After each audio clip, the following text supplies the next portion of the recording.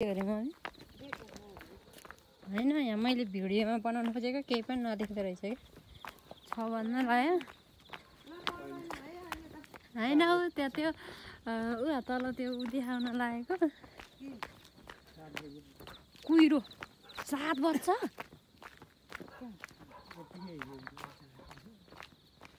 उता तल नदेख्दो रहेछ कि 5 बजे हिँडेको ठ्याक्कै 6 बजे यहाँ आइपुग्यो माथि डाँडाबाट आएको मम्मी हिँड्न नसकेर त्यस्तो हालत छ फेरि मम्मीको मनकामना जान लागेको बाबा त्यता हुनुहुन्छ म यता छु त्यहाँ मम्मी हिँड्नै सक्नु भएको छैन अझै 1 घन्टा हिँडेर अनि गाडी चढ्ने ठाउँ आइपुग्छ सानो ठाउँमा पनि होइन माथि त धेरै माथि हो नि है हामी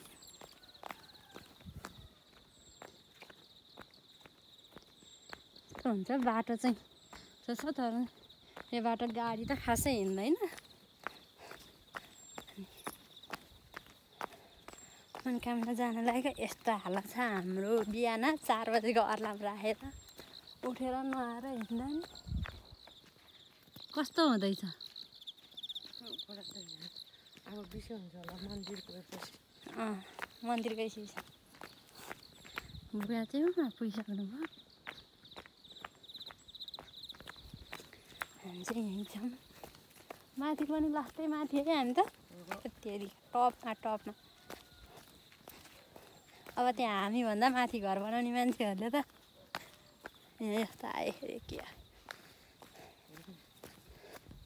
हामी ठ्याक्कै त्यो कुहिरो लागेको ठाउँमा जानुपर्छ पुग्नुपर्छ 1 घन्टा त लाग्छ गाडी भएको ठाउँ पुग्नलाई देख्न सक्नुहुन्छ ठ्याक्कै त्यही डाँडाबाट आयो है हामी यहाँ तल 1 घन्टा लाग्यो 1 घन्टा होइन आधा घन्टा डाँडाबाट शिवरात्रिको दिन मेला लाग्छ त्यो डाँडामा चाहिँ त्यही डाँडाभन्दा मुनि चाहिँ हाम्रो घर हो कति नदी त्यहाँ हामी त्यो कुहिरो लागेको मुनि पुग्नुपर्छ है तर जाडो त बढी आएर होइन छ तर काठमाडौँतिर त जाडै छ यहाँ त छैन काठमाडौँ हेर त यहाँ त के जाडो हो र केही जाडो छ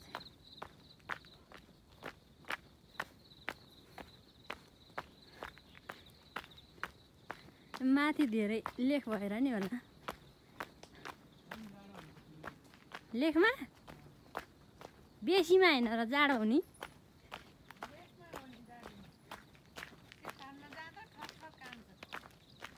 देख्न सक्नुहुन्छ यही भ्यूको लागि चाहिँ मान्छेहरू ए अहिले त नदेख्दो रहेछ त्यहाँ माथि सिधाले जान्छन् मान्छेहरू यही भ्यू निकाल्नको लागि हो जाने चाहिँ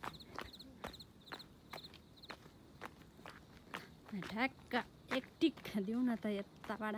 सरर यहाँसम्म अझै राम्रोसँग त्यसमा माथिबाट त दामी देख्छ अहिले हाम्रो सिधाले भाइरल भइसक्यो तपाईँहरू पनि आउन सक्नुहुन्छ त्यो परिवारसँग बात गर्दै आउनु भएको छैन मम्मी अहिले हामी सलाङघाट आइपुग्यो 2 घन्टापछि कति बजी आएको अरे 5:30 बजी हिँडेर भनेपछि ठ्याक्कै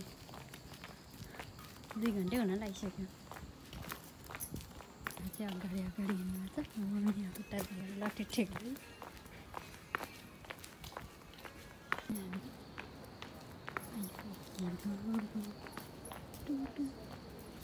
के सलाङघाटको पुलमा आइपुग्यौँ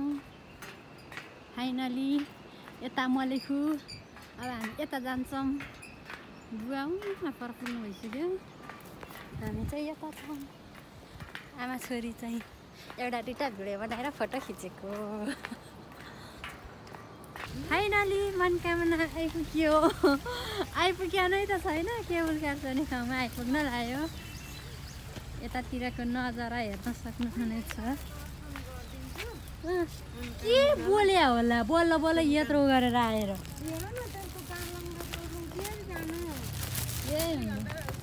कतिको भिड छ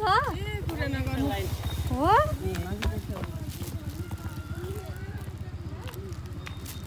कति बजे आउनु भयो मान्छेहरू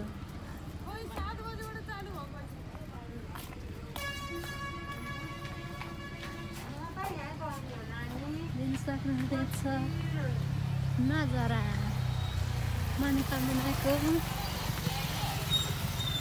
आज चाहिँ म मेरो भक्कल बुझाउन भनेर आएको मम्मीले परेवा बोक्दै हुनुहुन्छ त्यहाँ मैले यहाँ फुलहरू बोकेँ पकाइदिनु उभियोहरू यहाँ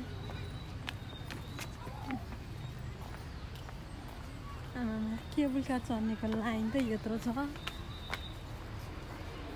ए कति धेरै लाइन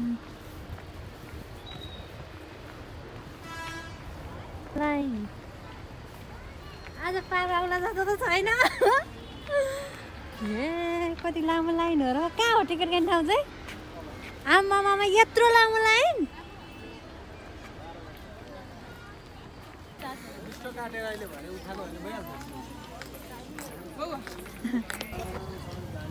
लाइन त नि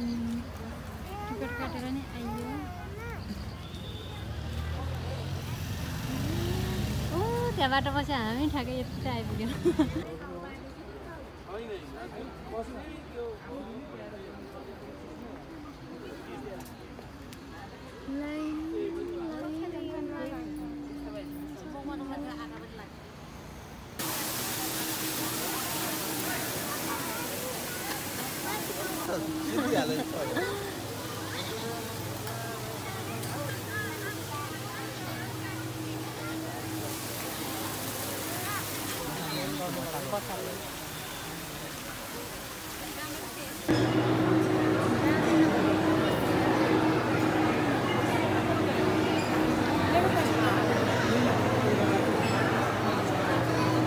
गयो त्यो जानु लागि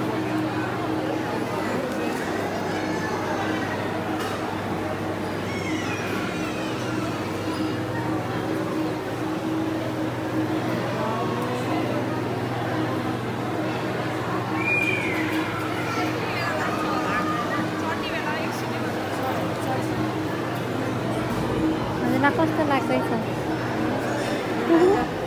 कस्तो डर लाग्छ होला जस्तो लागिरहेको बुवालाई डर लागेको थियो भने बुवालाई भगवान लागेको थियो भने भगवान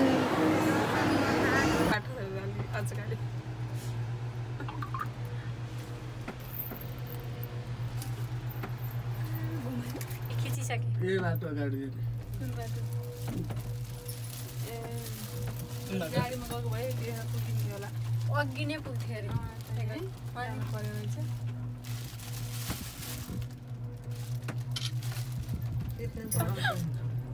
उता नानी लिएर अहिले आउँदाखेरि खिच्दा साँच्ची नै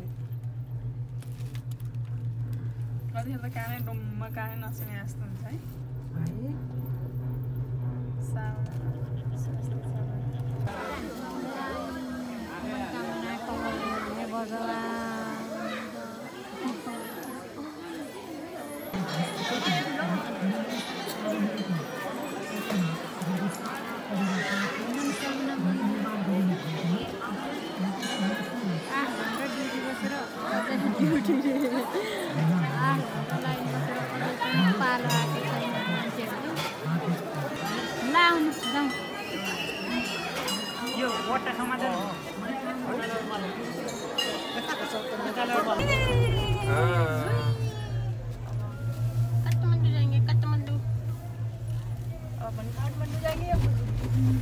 कस्तो अँधेरो हुँदो रहेछ है 2 घंटा तो लाइन में था और हम लोग 2 बजे से आए हमको लगा था कि हम 5 बजे वापस निकल जाएंगे 5 बजे तक ऊपर ही आए थे आज में बहुत आज ज्यादा है सैटरडे शनिवार ज्यादा है हामीले भने पत्याउँदैन कि भनेर हामीले भने मान्दैन कि भनेर बहुत है ना ऊपर भी घर 10 घन्टा लाइन पछिको पूजा गरेर फर्केको मनकामना मन्दिर अब हामी फाइनली फर्कियौँ